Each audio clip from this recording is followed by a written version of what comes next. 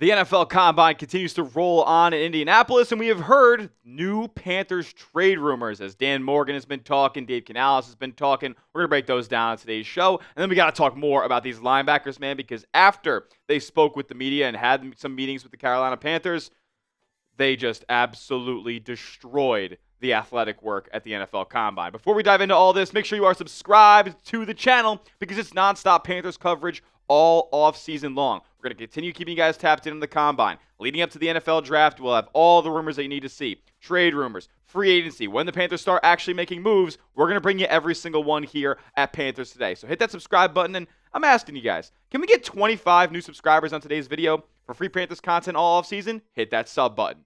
All right, so Joe Person, the top insider at The Athletic for the Carolina Panthers, saying, as they did with Andy Dalton, the Panthers have given the defensive lineman A'Shawn Robinson permission to seek a trade. This was expected and mentioned last week that Robinson was likely a cap casualty / trade candidate because of how much cap savings the Panthers get by getting rid of him. Via trade or cut, it is the same exact number that the Panthers will be saving on their books. It is going to be $10.5 million. They will carry around $2 million dead cap hit with the move that they end up making, but pre-June 1 trade or cut, you save $10.5 million. And just for the production and the status that A'Shawn Robinson has in this roster, you can't really justify keeping him on for that big a number when you could save over $10 million. Only has 1 year left on his deal as well. He turns 31 next month. So, again, getting a little bit up there in age, but not too bad at this point. He did tie for the team lead in sacks back in 2024 with 5.5, and then he finished top 10 among all defensive linemen in the NFL last year in run stops. So, again, not a bad player, but the Panthers need to create a little bit more cap space, and unfortunately for Robinson, he is one of the guys that carries the biggest cap-saving number with a trade or a cut. And like with Andy Dalton, if you're thinking about trading A'Shawn Robinson and getting any return back, it's not going to be something too substantial, right? Like we talked about Andy Dalton maybe being Dalton plus a 7th for a 6th, or Dalton for a 7th-round pick. I think something similar could be had here with A'Shawn Robinson, but I wouldn't even hold my breath on that. He wasn't bad in 2025, though, man. 65 tackles, 2.5 sacks from the defensive tackle spot, 3 PBUs. Like, he gets his mitts up there to bat balls, line of scrimmage, 8 QB hits, so he can certainly get into the backfield here. Just for the number that he costs, it just doesn't make a lot of sense for Carolina to keep him. Like, yeah, that you save $10.5 million. It's a $12 million cap hit on the books for next season. You could basically erase all of that by cutting or trading A'Shawn Robinson. So I think it ends up being a divorce between the two sides, and I'm not going to lie to you guys, I don't see a trade really materializing here because what you have to do when you trade for a player in the NFL is take on their base salary plus roster bonus. And then for a team trading for A'Shawn Robinson here for the last year, it would probably be something along the lines of like $8 to $10 million that the team have to pay him. So it doesn't make a lot of sense to give up an asset to take on that much money for a player who is just going to get cut eventually, and you could sign him for a much cheaper deal. So likely for A'Shawn Robinson, ends up in a cut at some point here as the new league year gets closer and closer. I want to talk about Andy Dalton real quick because we didn't look too deep into potential trade destinations, but there is reported interest around the league. The Panthers are getting some calls on Andy Dalton here, and not to say that these two teams have called on him just yet, but they are some potential Dalton landing spots as the Jets and Vikings are in a pretty weird quarterback situation right now. The Jets have no quarterbacks. The Vikings have J.J. McCarthy, but he's been pretty lackluster to begin his NFL career, and they could be looking at some replacements or a spot starter for this season. Not going to say Andy Dalton would be a 17-game starter for either of these two teams, but he could be a veteran backup voice that they could want here. And plus, with the Jets offensive coordinator Frank Reich, he was the head coach of the Carolina Panthers when Andy Dalton was signed back in 2023, and he's worked with Josh McCown as well, who's one of the top offensive assistants over with the Vikings as well. So there's certainly some familiarity there. These could be two spots that if a trade ends up getting made, we could see Dalton ending up with.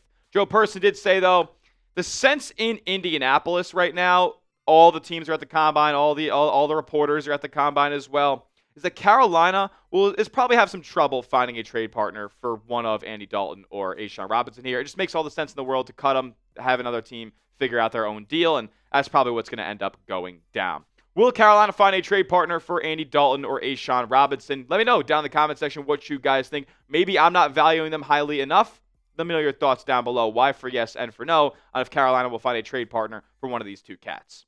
All right. Speaking of quarterback trades, we did also hear in Indianapolis, funny enough, that the Colts have given Anthony Richardson the same deal that Andy Dalton has been given by the Carolina Panthers here, permission to seek a trade. He was overtaken by Daniel Jones last season. The experiment of Anthony Richardson in Indianapolis has not been great. But I will say, with what Dan Morgan alluded to at the quarterback position in terms of where they want to go at QB2, younger, more athletic, Anthony Richardson does fit that bill. However, Morgan went on the Pat McAfee show, and Pat, he ended up suggesting it. Dan Morgan shut it down pretty quickly. He said, quote, "We're not trading. I'm not giving away draft picks. We've got to build through the draft." Okay. And I was thinking to myself, should I read a little bit more into this? Like, is he not going to be looking to make any trades at any point during the season or during this offseason? I would say no. I would say that they're two separate kind of entities here. He's really only talking about we're not trading for a backup QB2. Like, that makes sense to me. And look, when you consider them potentially making a trade or, bringing in a new QB2 next season, why don't you just spend one of your late day 3 picks on one of these two guys that are athletic, young, can move? Like, Taylor Green's really good at being a mobile quarterback. I'm not going to say he's the most accurate passer. He's not projected in the top 3 rounds or anything like that. Haynes King, all he did was run the football down at Georgia Tech. So if you want a QB2 who can absolutely move around the football field, then these are two guys who could potentially go on day 3 that Carolina could look at. Now, let's talk about linebackers, because yes, we discussed the stats, the meetings, and all this stuff surrounding the likes of Sonny Styles and C.J. Allen and Jacob Rodriguez earlier this week. Well, we actually saw these guys test out at the combines, and they may have tested out of the Carolina Panthers range. Remember when we've talked about Sonny Styles being a pick at 19, potentially falling down a little bit? Falling down a little bit? No.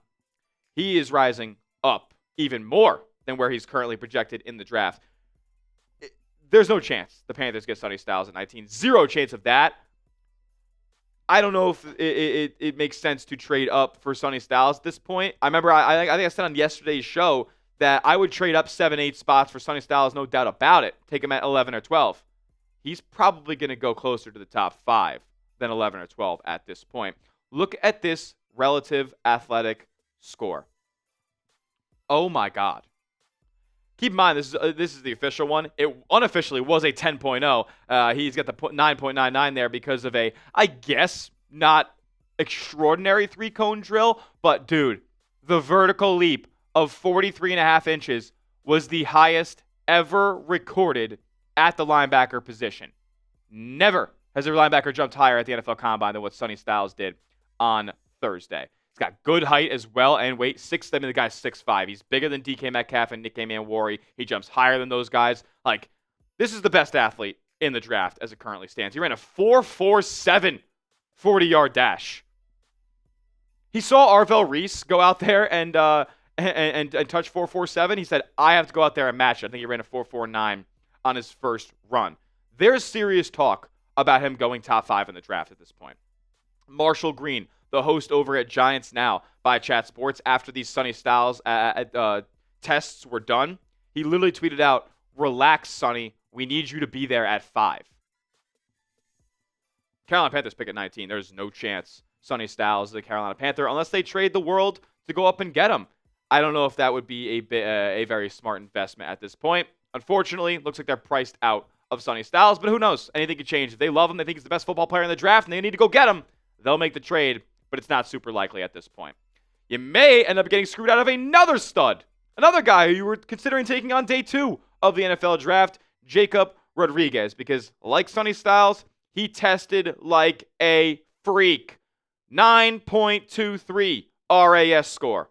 And the only knocks on him were the height and weight. The fact that he's just 6 foot and 230. Every linebacker is 6'1", 230, 240 now. That weight can go up. Not going to say he's going to get much taller at this point in his lifetime, but at the end of the day, he's a freak athlete as well. And the numbers back it up, too. Like, this guy was putting up like 150 tackles last year at Texas Tech. He had 7 forced fumbles.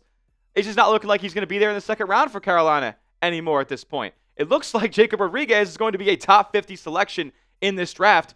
He might even creep into round 1 at this point. And I'm not going to lie, like, this is a guy who we were talking about before the Senior Bowl going on day 3. After the Senior Bowl, he solidified himself as a day 2 pick, and then the NFL Combine came around, and he absolutely demolished it.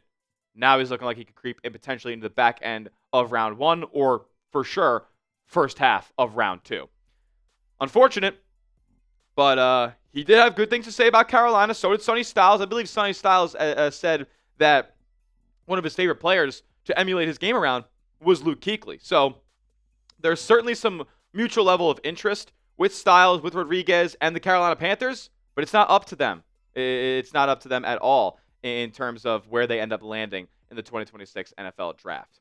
Some other Panthers linebacker targets for April. We got to look at a couple, right? C.J. Allen, obviously, we're not hearing as much about C.J. Allen as we are about Sonny Styles and Jacob Rodriguez. I'm moving him a little bit lower on my board, and I don't know if I would pick him at 19. Jake Golday over at Cincinnati has been talked about a lot. He was getting some pretty glowing reviews when we were talking earlier in the office this morning about some linebacker prospects. Anthony Hill Jr. had a really good combine as well. Maybe not jumping off the page as much as Rodriguez or Styles, but he was really good out there, and he made a lot of big-time plays down there with the Longhorns. Josiah Trotter is an interesting player as well. He can kind of move around on the field. And Kyle Lewis. Kyle Lewis is an interesting player because you can kind of play him in a lot of different spots. You can play him close to the line of scrimmage. You can play him off the ball. You can kind of play him like a hybrid linebacker safety look. He's a really, really, really good player, man. He showed out at the Senior Bowl as well.